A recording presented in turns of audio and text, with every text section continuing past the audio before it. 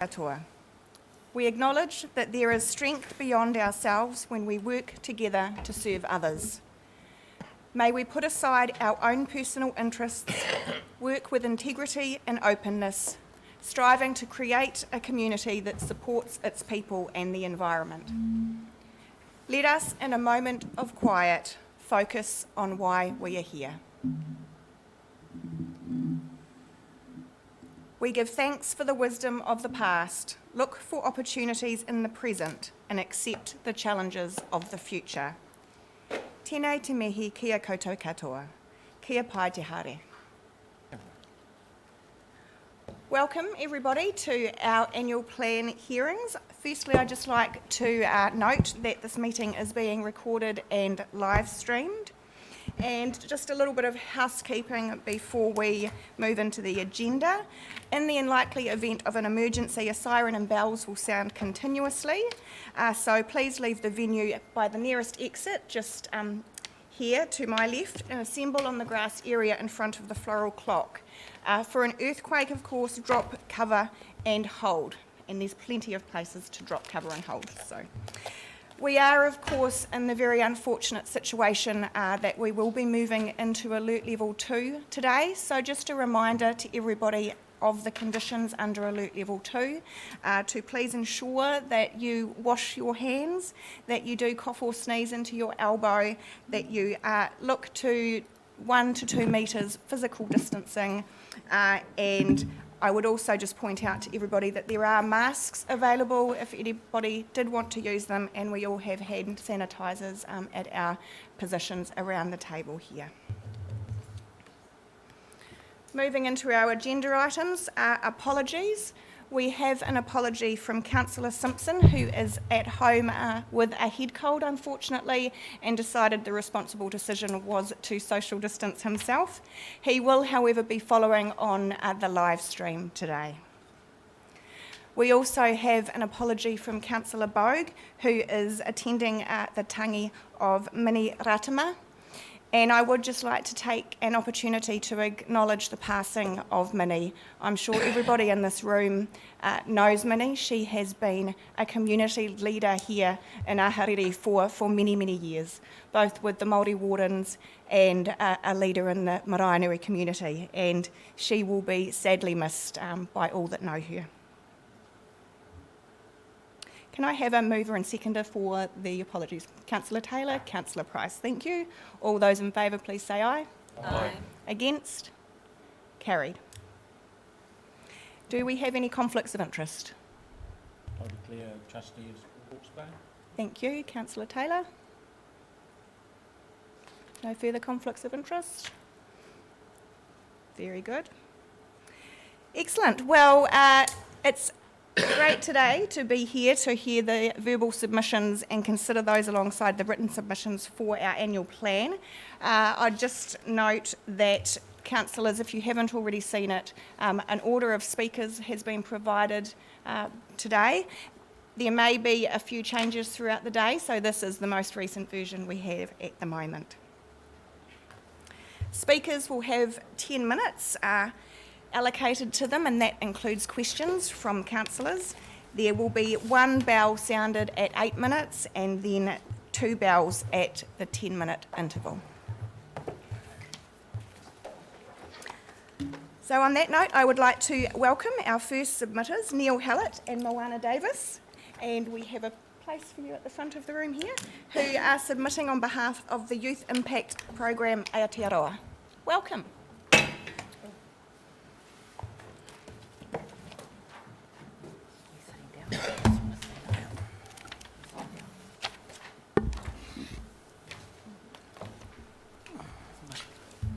Bell on. Yep. Ngā mihi te ata koutou katoa, ko Moana waiwiri ahau no te haratoa ahau, engari kei ahuriri ahau e noho ana, he kai mahi te tāhuhu o te mātauranga ahau, ngā uri ahau ki Ngāti Taranaki, me Ngāti Heneuru, me Ngāti Kahungunu hoki, tēnei te mihi kia koutou katoa.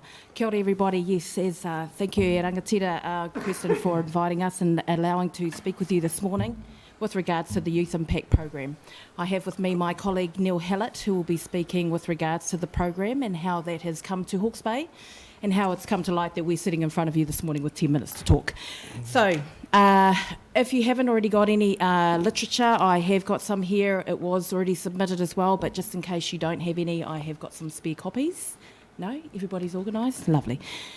So I'd like to hand it over at this stage. We are talking with regards to a submission with regards to your annual plan regarding funding for the Youth Impact Program, which is running a program for 10 to 14-year-old boys, looking at running that in the January school holidays 2021. So I'd like to pass it over to my colleague Neil, who will talk about how the program came to Hawke's Bay. Kia ora. Kia ora. My name's Neil Hallett. I'm a fifth generation Hawke's Bay local, but I only shifted here in December last year. I'm just going to talk very briefly about the journey that got me to sitting here and how I met Ricky Allison and why I believe that this submission should be supported by you. I first met Ricky in 2005 on a business trip to Washington DC. That was as a result of him losing one of his 3 Super Bowl rings on an Air New Zealand plane when he was back in New Zealand. He wanted to express his thanks. I was then posted to Washington DC in 2015 and got to know Ricky very well and got to hear about the Youth Impact Program. Ricky's journey from being born in New Zealand, shifting to California as a young lad, getting a football scholarship, studying hard at college when he was there, getting into NFL, and then getting into business, having won 3 Super Bowl rings and played NFL for 10 years, speaks to the man's integrity, and it speaks to his drive. Ricky is a very successful lobbyist based in Washington DC, but he hasn't forgotten his roots back in New Zealand. He comes back every year. He wanted to set up a program, having seen how some children get out of the inner city and get out of poverty and make good with their lives. And he saw that through playing with these people in college and NFL football. He started the program, and you have the literature there which details how successful it is. He was passionate about getting it to New Zealand, and as I was finishing my posting in Washington DC, I undertook to bring it here. Ricky's links to the Hawke's Bay go back to his great-grandfather who went to Te Aute College, and he's really passionate about this program. Moana. So, thanks Neil. So what we're looking to do is bring the program here to Hawke's Bay and liking to run the program for Napier and Hastings rangatahi. So therefore, for the first program, we're looking for support with funding for that particular program. I work for the Ministry of Education, but this is not an education program. It's completely separate. It is an academic program, but nothing to do with the Ministry of Education as such. So I need to make that distinction very clear. But we, in speaking to my colleagues across the education sector, find that there is a need in our community to provide something like this. There isn't anything at the moment for rangatahi between the age of 10 and 14, and nothing like this program at all. So we are wanting to bring it here. We wanted to bring it in front of you because we are community people, we live here, and we have a passion for our rangatahi and our tamariki. We believe this can help them, so we've wanted to bring that to you as well. That's really all we've got to say now, and happy to take any questions. We didn't get the 8-minute bell too, so kia ora. Lots of time for questions. Thank you very much. Just one question from myself in the first instance. Are you intending to approach any other foundations or organisations to assist with funding the program alongside ourselves? We are working with Hawke's Bay Rugby Union, and they have an education program, and yes, we are working with them, and they have a trust, an education trust that will be working with them and get funding from them as well. Okay. And the Hastings District Council. Okay, any questions? Deputy Mayor Brosnan. Kia ora. I wonder if it would be worth just discussing how you recruit, I suppose, your participants, and in particular how we do that from Napier. So it can come from a variety of ways, whether you refer, but generally there'll be an application process, and we're just working through how we would best do that and market that across schools and ensure that we get a fair distribution and everybody gets an opportunity to actually apply. So we would be looking for applications from the young person and support from their whānau to also make that application, because to support them with their next journey, they also need people wrapping around them. And so we would look to put that out and have an interview process with every person that applies.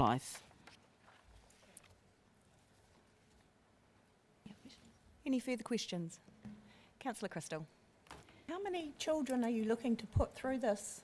At this stage, 40 in Napier, 40 in Hastings, so 80 in total.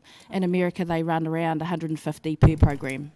But we're looking first one, and hopefully we can get that many. And at this stage, I've been inundated with inquiries around how they can make sure that their rangatahi are actually put onto the program.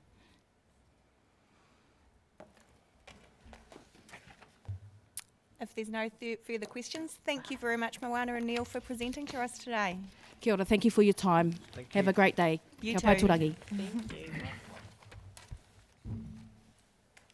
You didn't get any bells. Now fighting.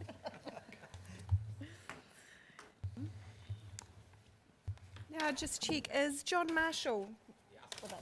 Excellent. So John Marshall, our second submitter on behalf of Blokart Hawke's Bay. Welcome, John.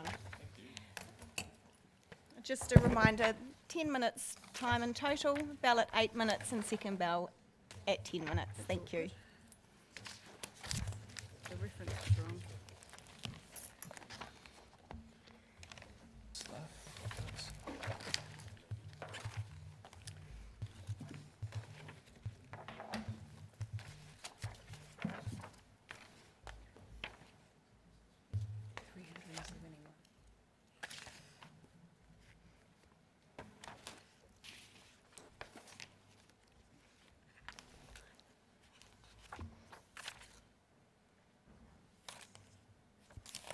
Fantastic. There's sound there, I presume? Okay, no dramas. Kia ora koutou, I'm John Marshall, President of Blokart Hawke's Bay, and I have one of our younger members, Maddie Sayer, and one of our more senior members, Trevor. So, wanted to speak briefly about, to report back really, Council granted us $30,000, which helped us get our Blokart track established 18 months ago, and I wanted to share some of the successes of that. So, And then- sorry to interrupt, John, but could we ask you just to sit down so that you can be seen by the live stream cameras? We'd hate for you to miss out There on we that. Thank you. And talk a little bit about an expansion program that we are hoping to get underway this year. So to set the scene, we've got Blokart construction in 63 seconds.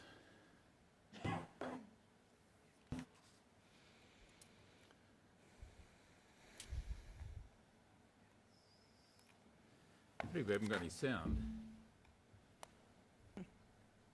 You have to imagine Barkman Turner Overdrive taking care of business.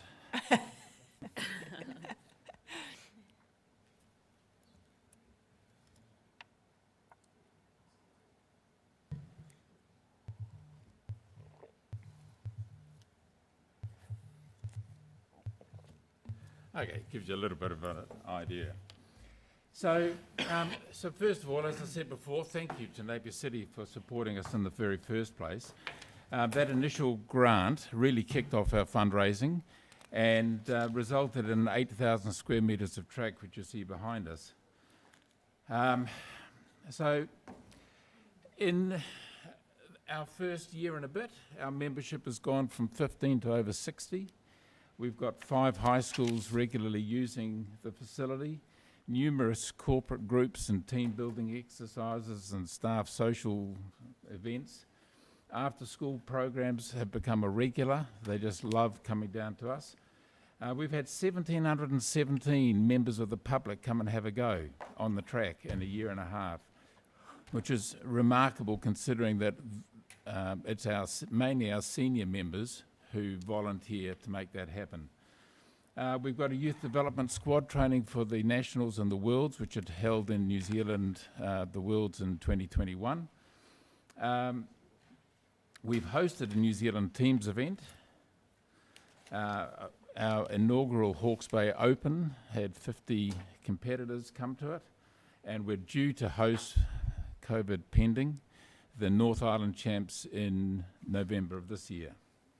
Our club members sail twice every week, so there are a few highlights. So our youngest member is just 8, and our most senior member's over 80.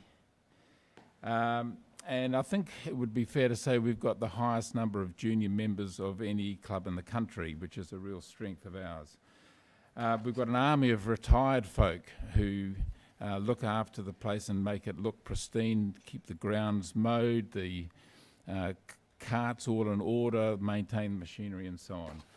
So there's a lot of community involvement. So Maddie is one of our young up-and-comers, and she's got some things she'd like to tell you. Hi, I'm Maddie. I'm a member of the Youth Development Squad with Blokeout Hawke's Bay. When I was younger, I wasn't interested in any of the typical sports such as netball or hockey. Well, that's when I discovered blokeouting. Not to brag, but I'm glad I did. The club welcomed me with open arms, and I felt like I belonged. Blokeouting is such a great alternate sport for all abilities and genders, and I've enjoyed mixing with people of all ages. While blokeouting is easy to pick up for a beginner, racing adds a whole new dimension, adding excitement, skill, and competition. I would love to share my passion and encourage others to join the sport, but I also want to keep it to myself, because there's limited room on our current track for more blokeouts. That's where you come in. The proposed track expansion will allow more people to enjoy this amazing sport and to help our preparation for the National and World Champs by allowing longer and more challenging race courses to be set. Thank you, Maddie. And Trevor. Yes, good morning. I'm typical of the older members of our club. Just over 50% of our members are over the age of 70, and we've got 3 that are over the 80 and 2 that are 82. Of those, 2 are not very mobile at all, and this sport particularly appeals to people that have limited mobility. And already we have expanded our Have a Go program to include those that are confined to a wheelchair, and we find that it's very appealing to them. The club is a focal point for us older members. We meet on a Wednesday, and we also are the backbone of the Have a Go program, midweek in particular. And that's all I really need to say. Very good. Thank you, Trevor. And seeing some of these old guys in the car, they're like men possessed. So our current track is on the left, and that yellow is a typical course that we might sail. On the right, you can see that the area with the dots is what we're hoping to add to it.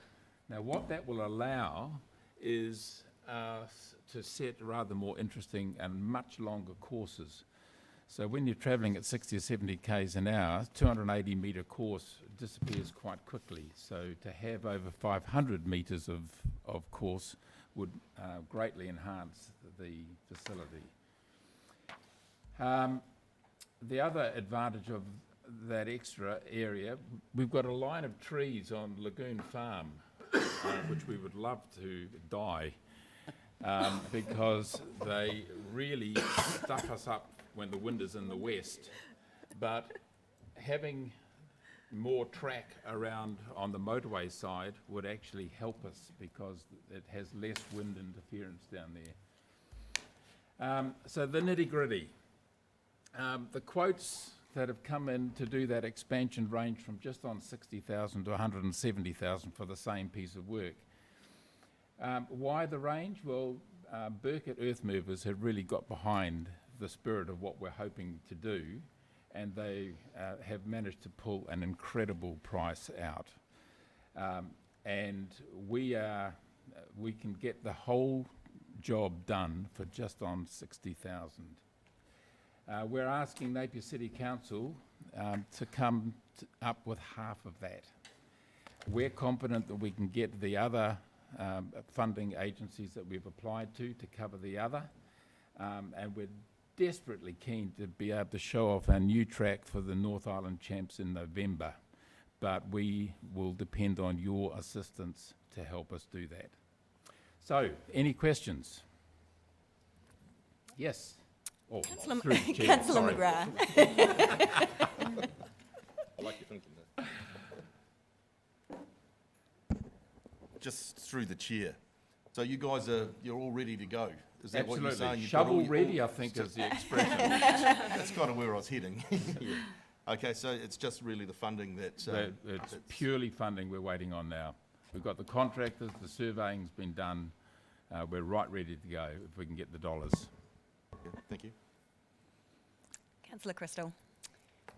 With the expanded track, would you look at doing, like, you know, we've got tourists that come here are looking for things to do. Would you consider it being a, you know, something that people can come and have a go at as a tourist attraction and, you know, they pay money to do it? Absolutely. It takes a little bit more infrastructure and access to the port if you're thinking of, if we ever see another cruise ship, cruise ships and having transport, but we have a lot of corporate and large groups coming already. Yes, So- I just see with, just having been the South Island, in Hawke's Bay we lack kind of an adventure tourism Yes. market, very much so, And it's absolutely perfect for that. yeah, and it could be a form of income for your club. Yes, definitely. Deputy Mayor Brosnan. Thanks, guys, and congratulations on the growth of your club. I think it's an enviable position for clubs to be in with the kind of growth you're seeing. My question is around the funding. So you mentioned the fantastic price you've got with some incline from Burkitt, and that you're applying to other funding places for, say, the second half if council were to fund the 30,000. My question is, are your club members putting in anything to the proposed works? Yeah, so part of that is also being covered by club subs and funds and a mountain of volunteer work. Okay, so there's a lot of income. A lot of club member input. The club could not operate without really this generation over here who do more than their share. Thank you. Thank you. I will allow one, we have had the 10-minute bell, but I will allow one further question, Councillor Tapani. Thank you, Your Worship. My question is around when this concert first came to council. I'm wondering whether any indicators were given to the Blowcart around long-term viability of that site and other activities that council had planned for that area in the future. So, and is this a user pay type situation? So if I turn up as a person who's never tried Blowcart, would I pay $1 15-minute spin around the block? Yeah, How does that work? As a member of the public, how do I gain access? So as a member of the public, you would pay $25 for around 30 to 40 minutes of Blowcart experience. And that's really just to cover the tyres and the wear on the carts. Yeah. But the club's non-profit, and in terms of the longer term vision for that site, the first part of your question, we've got a 5-year 5x5 lease with the council, and there is an easement on a corner of the site should New Zealand Transport Authority decide they want to claim it, but we don't envisage that being any time soon. Thank you very much. Thank you very much, John, Maddie and Trevor. As an ex-motor kart racer myself, I might have to challenge all the councillors and come out to the track for a day out. I'll do that. We'd love to see you. We want the weights evened out though. Interestingly, we race in weight divisions, a bit like boxing. Oh. So I'm competing against Maddie. Thank you very much. We'll be on the same level here. And I would call on Ryan Hambleton from... No, it's Mark. Mark Aspen from Sport Hawke's Bay. Welcome. Thank you.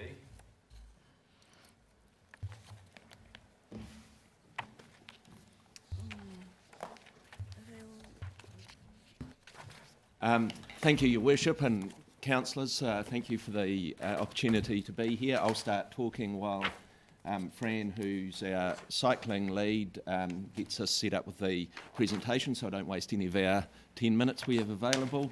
There are three things really that I wanted to do today. The first was to talk to you about what we've done with some existing funding that Council's provided us and seek that that be continued via the annual plan. I'm not sure what process, particularly the iWays money's come to be worked through in the past, but it hasn't come through the annual plan process.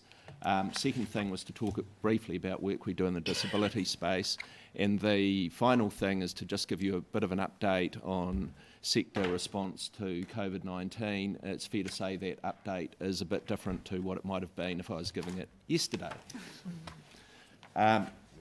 So, if we can click through the next one, maybe. Thanks, Fran. So, funding to date, the council has, I guess, what I'd call general support for the work we do in the Napier community, and I've given some examples of some of the work we've done over the last 12 months there. I won't go into any real detail of those, but happy to answer any questions. That's been a long-standing contract that we've had with the council, and essentially each year we work with council officers to negotiate the specifics of how best we can support the council's aspirations for its communities. The second thing we've done, and over recent years particularly, is work with iWays, which has funding via NZTA. It originates via NZTA and ACC. So again, we've been working in the Napier community for several years with this, and I'd just like to hand over to Fran Rose, who is our lead in this area, just to talk to you a little bit about what we have done in the last year or so and what our aspirations are in that space. Morena. So we have been working with 7 Napier schools, and we've engaged with over 2,900 students and delivered 700 sessions. So we support Napier City Council in running events such as the Commuter Challenge and Be Safe, Be Seen, the new pathway openings and Share with Care and our Open Streets. We also go into workplaces and provide training to upskill people and assist them to design travel from their home to their workplace and support them there. So what we have been doing in the schools is changing our line of sessions of teaching into more authentic delivery. So we're actually upskilling the teachers and giving them confidence and skills to assist us to take them to places which would link into the school curriculum, so to tie in with education outside the classroom. We're also piloting a leadership program with the tamariki to work with engineers and town planners to understand what green spaces are and to also run incentives, active transport incentives inside the school.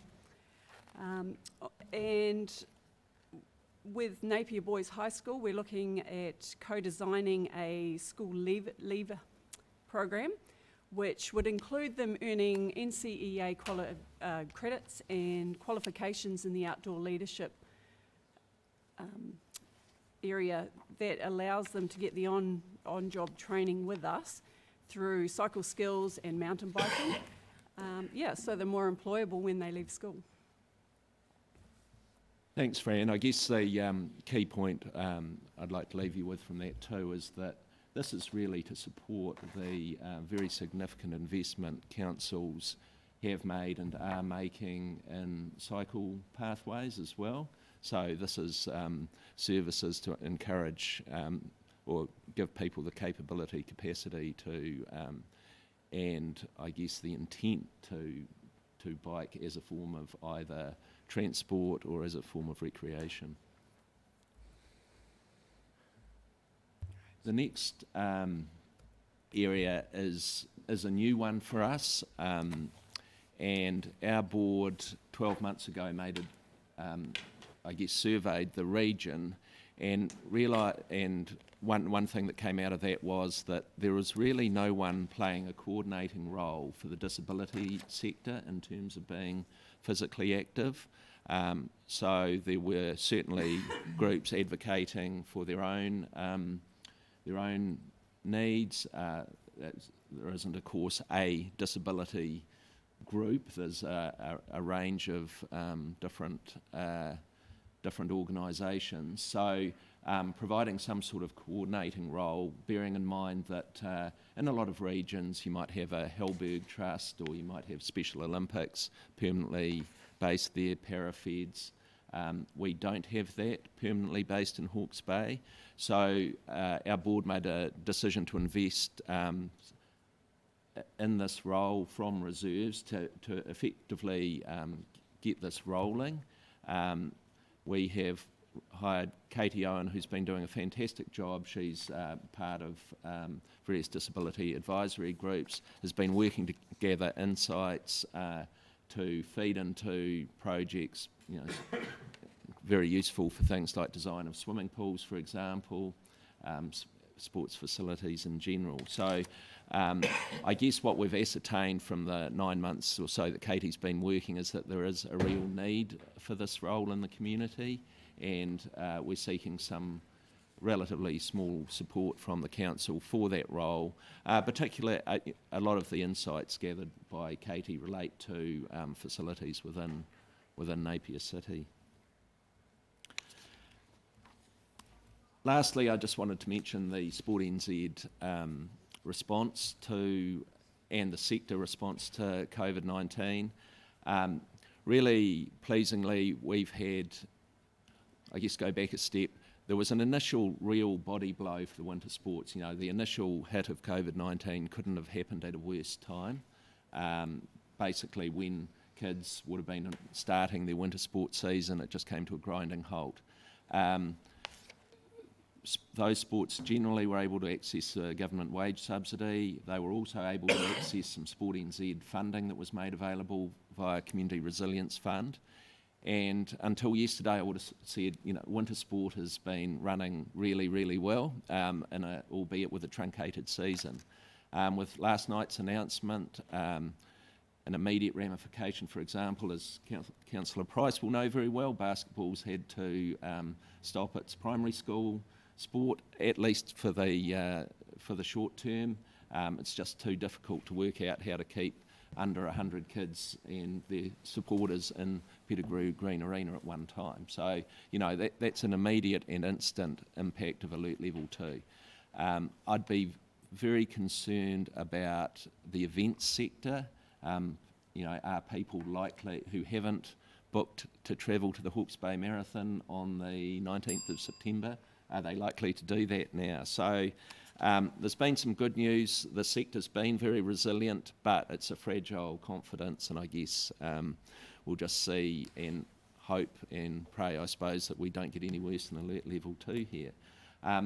The other thing we want to move to, and I know there's been a bit of discussion with some of you, is getting a really clear regional vision for sports facilities and services. So I think there's been some progress towards that. There was a plan a few years ago that really didn't go anywhere much, and I think now's is a really good opportunity to take that further. So in conclusion, just really like to thank the council for the support, the massive support it's given to the sector over many years, and has given support to Sport Hawke's Bay as well. So that doesn't get recognised enough, so thank you very much for that.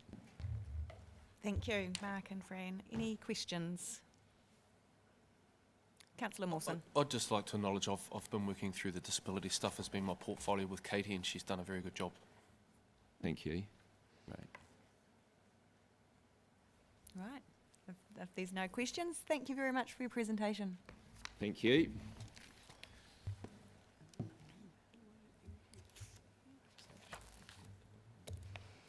And our next submission is Sue Miles and Murray Mills. No, it's not. Sue John. Numbers are all No, that's good as gold. Welcome both of you, and submitting on behalf of the Environment, Justice and Peace Network. Just a reminder for everybody, 10 minutes speaking time with one bell at 8 minutes and two bells at 10 minutes. Right, don't think we'll need that. Thank you for the opportunity to speak. We are speaking on behalf, or about, the community housing related to the idea of either selling or leasing the entire, 377 units, or continuing to provide the housing as it is, or selling some units to generate funds to renew existing units or develop new ones. Since we submitted, we've actually got a little bit of information that's directly related to this, and I'm wondering if I can add that at the end. We actually are unable to take any new information, unfortunately, as part of the standing orders of how we run these hearings. Okay, I did read that. Yeah. Right, we have previously, as a group, submitted 2 annual plans on the real need for social housing in our city. We know that currently the crisis in housing is undiminished. There appear to be several different demographic groups requiring urgent housing, but we believe the needs currently met by the Napier Council Housing predominantly serve a group of people above 50 years old and or disabled and on limited income. Their needs are for 1-bedroom flat at least, and numbers requiring such support, which are often multiple, appear to be growing.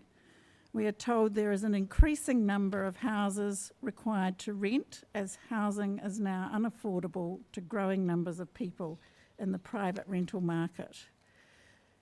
It is well known that if housing needs are met, then other needs for supports are more easily met, or at least can be monitored whilst in a permanent address. The community groups which are part of our network, like WIT, the Napier Family Centre and Salvation Army, concur with this. And of course, recent reports on housing the homeless in motels in the lockdown period supported this, as progress towards managing people's health needs were supported. And this actually led to people becoming clean and dry and wanting to pursue permanent housing. They, of course, were in a state then to engage in socially acceptable responses to managing a lease and caring for property as well as themselves.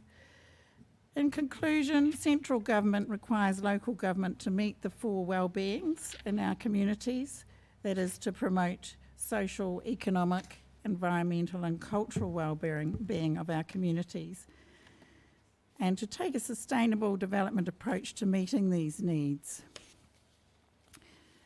We would recommend that social housing is maintained and extended in our city, but the third option may have to be considered, that is, partially sell some in order to generate funds to maintain the housing stock and meet current laws around healthy homes, insulation, ventilation, installation of adequate heating, and so on.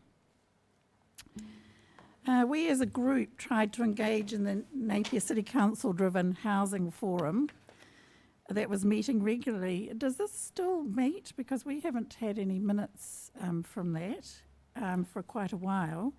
and of course a number of the representative people have changed.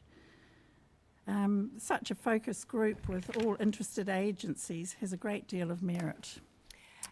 And I do recall attending one pre-lockdown, Oh, so okay. I suspect it's more a case that there hasn't been the opportunity for them to re-meet as opposed to them no longer.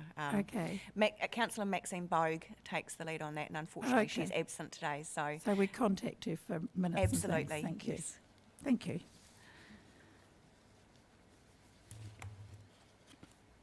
So there endeth my... Thank you very much, Judy. Do we have any questions?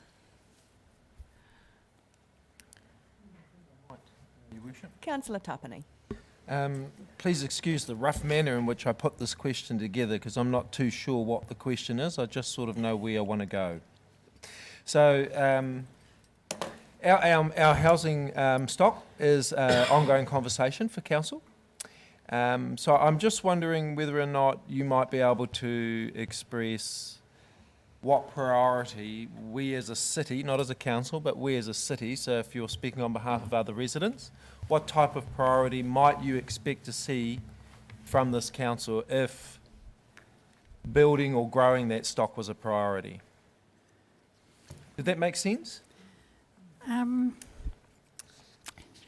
Well, I think maybe the three options you've suggested may not be the only ones, and that's why I wanted to introduce the other concept. Can I answer with that? Yeah. Since we submitted, we have met with 2 social workers who are involved with Abbey Fields. And I believe they may have talked to some of council. I Yep, have spoken okay. to them. So this is just another option. Oh, okay. I mean, from a budget concern, I imagine you might have to sell some stock to generate funds to upgrade. I mean, as a worker in health, I used to go into some of those units, and they're all built around the 50s and 60s. And this concept is a little bit different. They build sort of bed sits with a shared community dining kitchen living space, and they put them in the likes of, let's say, the Tamatea little group opposite the supermarket, so they have access to doctors and shops and church and library and things that matter to that older age group.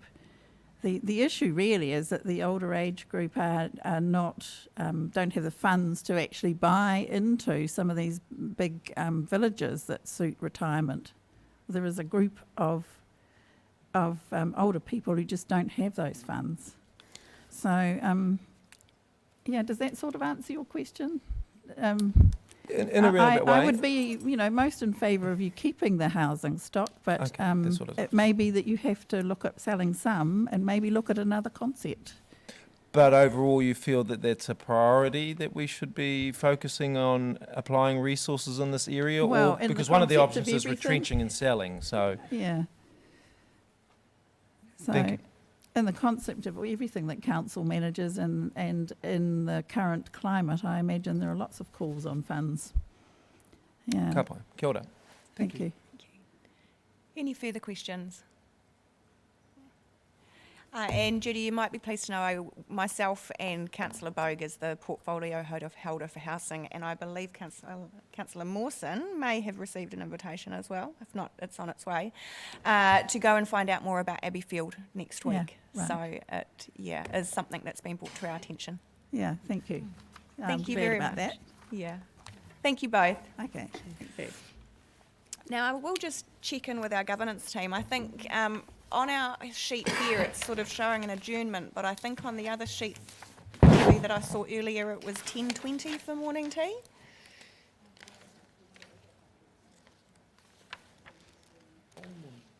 Yep, keep going. Adjourn now. Oh, we don't have any other speakers for now? Okay. So re-adjourning at what time do we?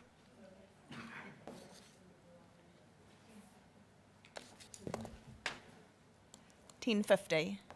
Okay. Yeah. Very good. Thank you, everybody. We now have a nice long break. Live streaming?